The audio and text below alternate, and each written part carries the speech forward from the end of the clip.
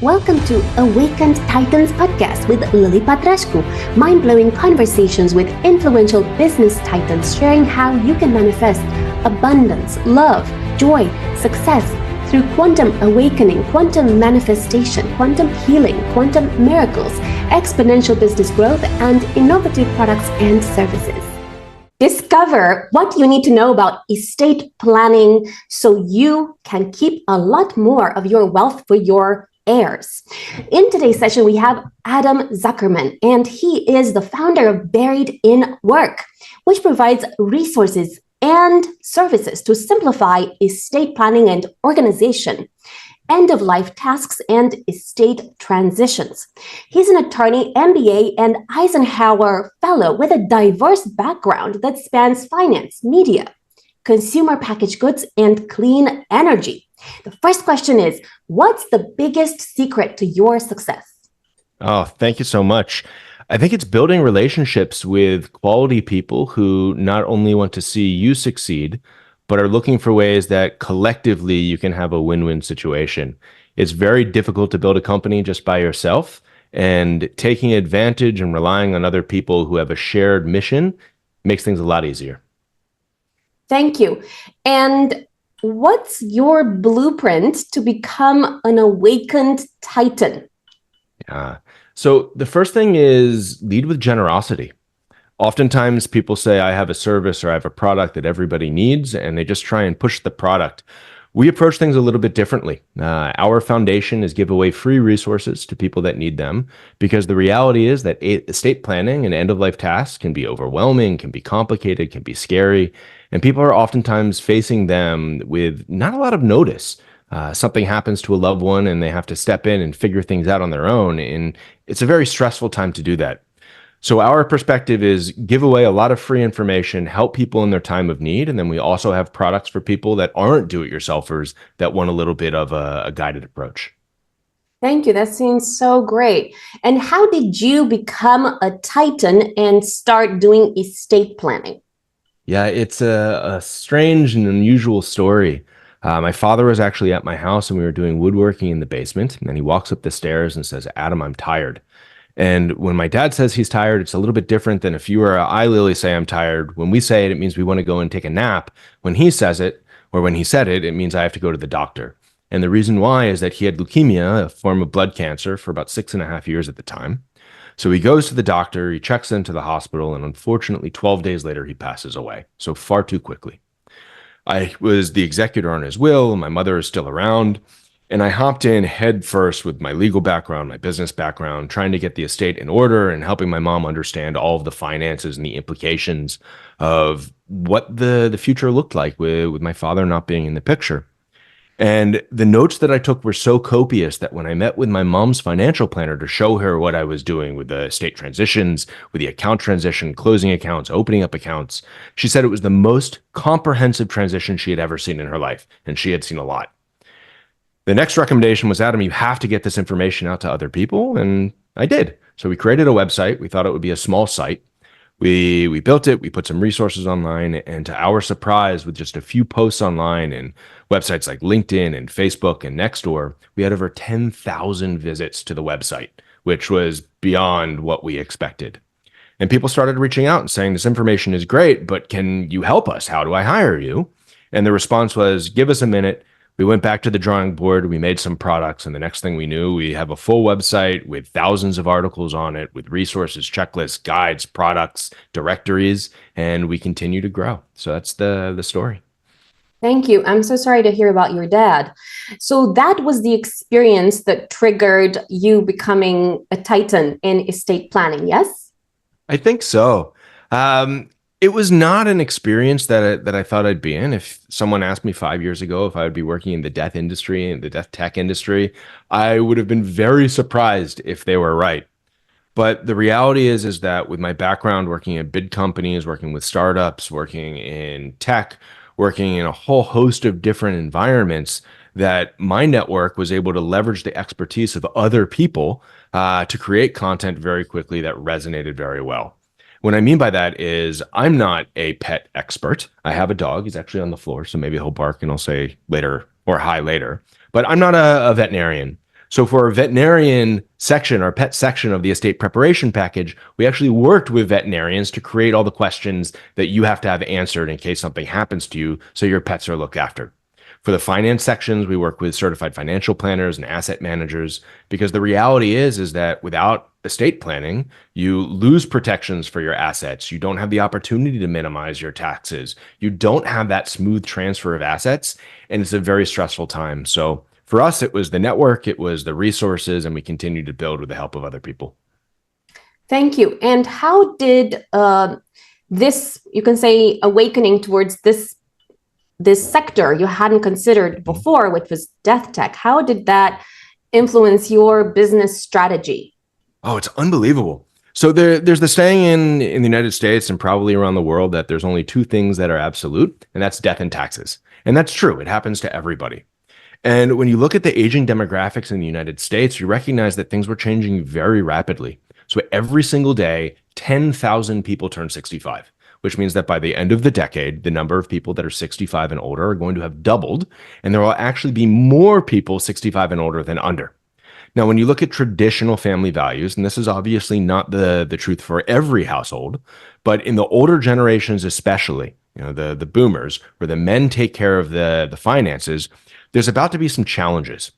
And what I mean by that is, on average in the US, women outlive their male husbands by 5.8 years, which means that if they're not on top of their finances, if they're not on top of their estate plan and what happens to their life and how they'll be impacted after somebody passes away, whether it be themselves or a spouse or even a child, whatnot, that there's going to be a steep learning curve. And the reality is that we don't want that to happen to anybody. I especially don't want to see what happened to my mom, to other people, where it kind of caught us by surprise, even though my dad was sick for a while. And that's what we're looking at. The market is unbelievable. We're helping out in a vertical where it's not a winner take all situation. It's, if you can get a small piece of the pie, you can help millions of people. And that's really what we're doing right now. Thank you. And what does estate planning look like? What do you actually have to do? Okay. So estate planning means different things to different people. Oftentimes people think that, oh, I have an estate plan because I have a will or I have a trust, I'm good to go. But the reality is that that's just not the truth. Estate planning needs to be comprehensive. Estate planning is the process of anticipating and arranging for the management and disposal of your estate during your life, but also in preparation in case something happens to you, like incapacitation. You really need to have everything bundled up. So if you were to disappear, if you were to have something happen to you where you couldn't advocate for yourself, your family members, your loved ones, your friends could step in where you actually need them to. It's a lot more than just having a will. What do you want to have happen at your funeral? What do you want to have happen if you're in the hospital but you can't speak anymore? Do you want to be on a ventilator? Who needs to be contacted in case something happens to you? For your assets, who gets them? How do they get them? And then there's all of these different complexities depending on how complex your personal and unique situation is. Thank you. And is it enough to just create a document about, for example, let's say I want to be buried in, I don't know, in a forest or on my grandma's property, or I don't know, or what needs to happen to make this legal so it cannot be contested in court? That's an unbelievably important question to ask, Lily, and I'm glad that you did. You can't just create a document and say, this is my legally binding will. And the reason why is, depending on where you live, the requirements of what makes that document legal can change. So you may have to have certain requirements of how many people witness it. Is it executed? Is it signed in person? Is it a holographic will? Is it a written will? There's so many different things and nuances that you have to make sure that wherever you live, when you create that will, that it is actually legally binding. Come to the website if you want, buriedinwork.com. We actually have the lists of every single requirement in every single state in the country. It's free to access. And then from there, you can figure out, should this be a document that I create on my own? A will, you can, if it's a simple estate. But when you get to a more complicated estate planning task, such as one of the trusts that you can set up, and there's dozens of types of trusts, we highly recommend that you work with an attorney. Thank you so much. And what are the top mistakes that entrepreneurs, and not only entrepreneurs, that people do when it comes to estate planning? For entrepreneurs, the number one mistake is that you don't provide a succession plan for your business. Estate planning requires you to make sure that everything that you are involved in your life can transition easily. If you have a business, you have to understand the importance of if something were to happen to you, what happens to your business? How does it transfer to someone else? How does it transfer to another company? How does it impact your customers? And if you don't want it to be an ongoing concern after you pass away, how does someone shut that business down? Thank you. And what does that look like? Imagine that you have a business partnership with someone else, one of the people dies. What should happen to make sure that the customers are not affected too terribly and that everything can run smoothly and you're still able to have access to the accounts, to the bank accounts, and you're still able to, pay your workers and everything else that you need to do? Mm-hmm. Yeah, it depends who you are and what your relationship to the business is. If you're a sole proprietor, it's one step in relationship. If you have a partnership with someone else and they already have access, then perhaps you have an operating agreement that actually lays out the specific steps. What you want to do is find out the type of business that you have, who is involved, what it takes to run the business, and then create a detailed succession plan that is specific to your circumstance. And that depends on the type of company that you have. It also depends on where you're located. Thank you so much. What about having a trust? Is it complicated to set up? And what do you need to do actually to set up a trust to make sure that you're not losing as much wealth when you're passing on? Yeah. So a trust is a legal arrangement that creates a fiduciary arrangement to control how and when assets are transferred after somebody passes away. There are dozens of different types of trusts, and I highly recommend that you do not try and set up a trust on your own. You need to use a professional. However, there's a lot of benefits of having a trust. It's privacy, number one. So if you have a will, it is generally filed in the local jurisdiction after you pass away, so anybody can see it, whereas a trust document is not filed. So if you just want to have a little bit of secrecy about what you own, who gets what, a trust is a great way to do that. There are also a lot of other benefits that are associated with various types of trusts. Some are irrevocable, some are revocable, so it doesn't change. Some offer more tax advantages than others. And then on top of that, you often get to avoid probate. Now, the probate process isn't necessarily a bad thing, but it can be very challenging, very time consuming, and trust can help you avoid that. Come to our website. We have an entire free guide, an introduction to wills and trusts. It'll give you an overview of what you need to know. Thank you so much. What about for entrepreneurs that, let's say, own multiple homes and they pass on and then they want to leave stuff to their children or their wife or whatever? Is there a benefit in putting that in a trust? And how complicated is this to set up?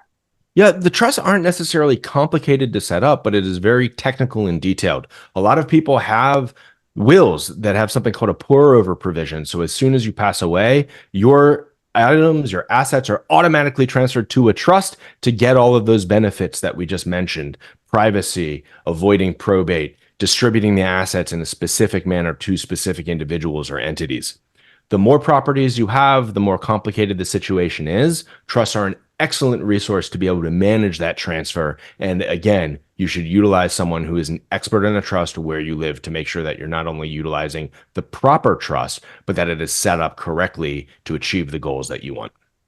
Thank you so much. And is there any inexpensive resource that people can use in order to learn more about how this works?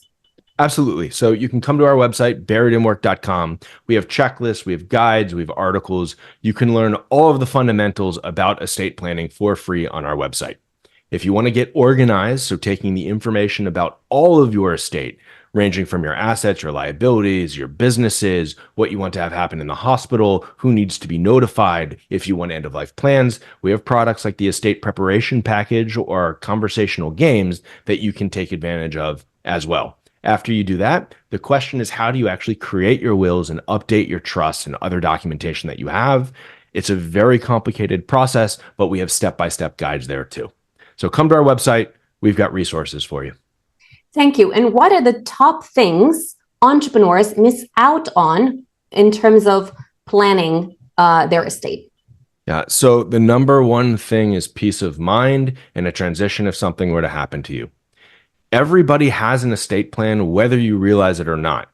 Only 1/3 of Americans have a trust or a will, but the reality is that if you pass away without having an estate plan in place, the government has laws that will dictate what happens to your assets. Instead of letting the government decide everything, start simple. Organize all your data. We can help you do that very easily. Then create your foundation for your will, your trust, your advanced directives, your medical directives.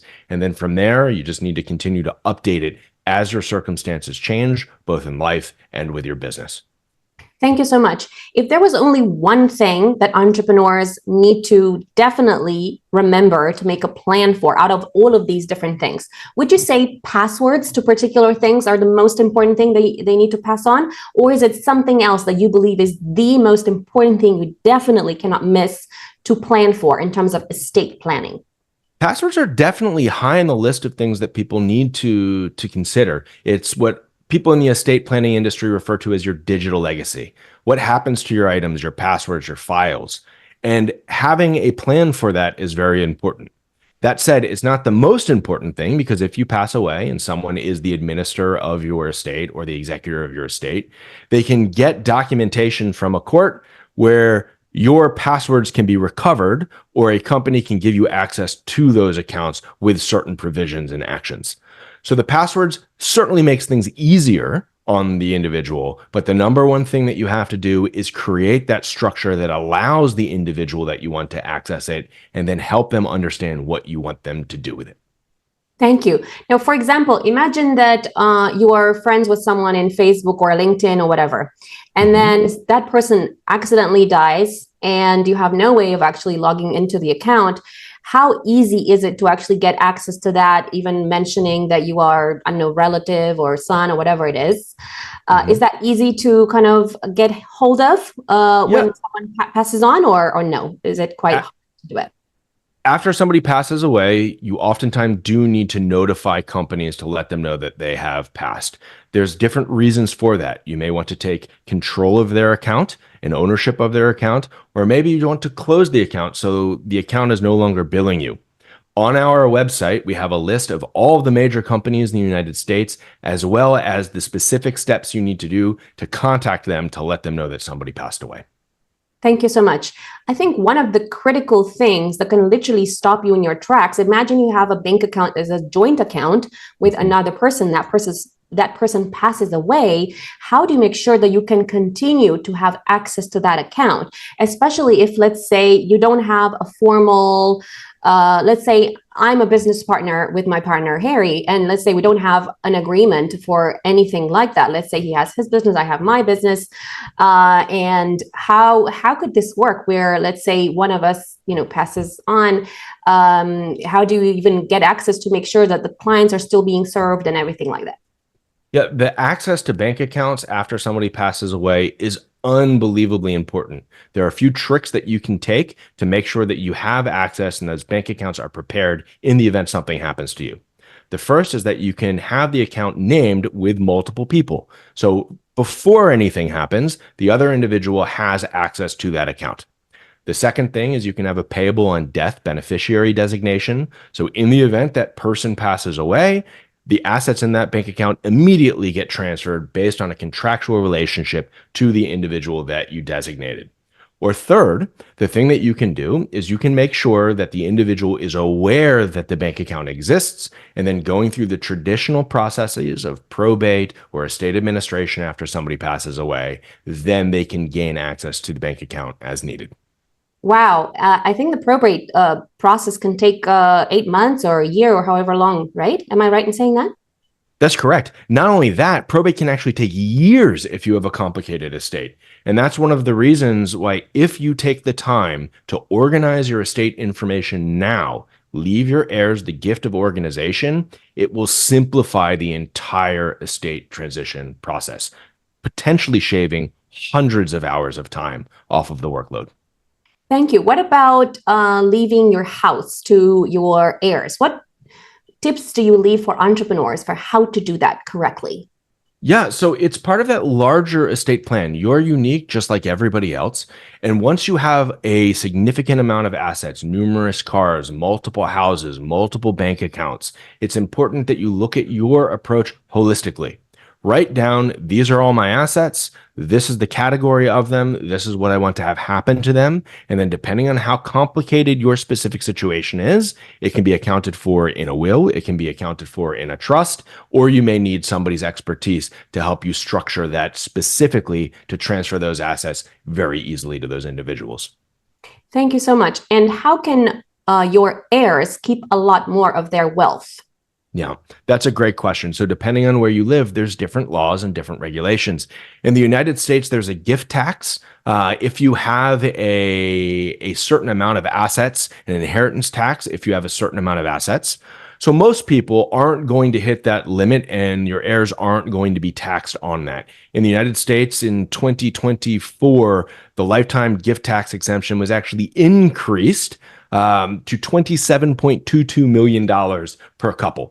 So if you're in that situation and you have more than that, congratulations. You should definitely go and engage an estate planning attorney to help you structure your estate. The good news is that if you have less than that, the question isn't necessarily of minimizing tax burden on your heirs, but simplifying the process so they can get access to those assets as quickly as possible. Thank you so much.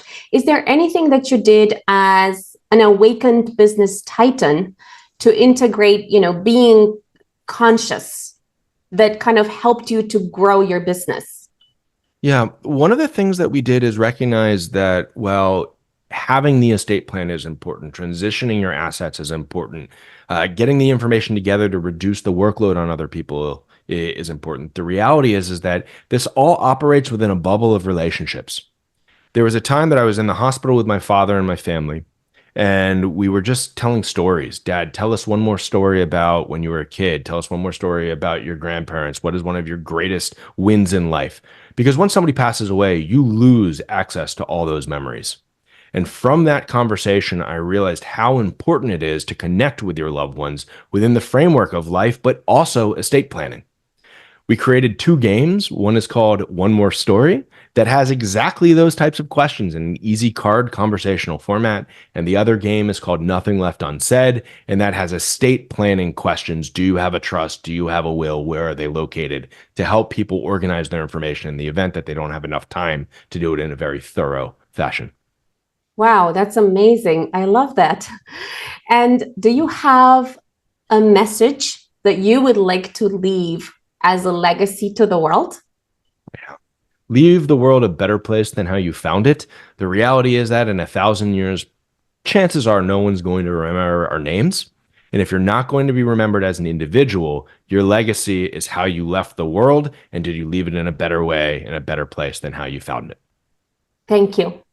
Follow us for more interviews with world's most influential business titans, providing you with the insights to awaken to your full potential so you can get paid to be yourself, find true happiness, and manifest anything you desire.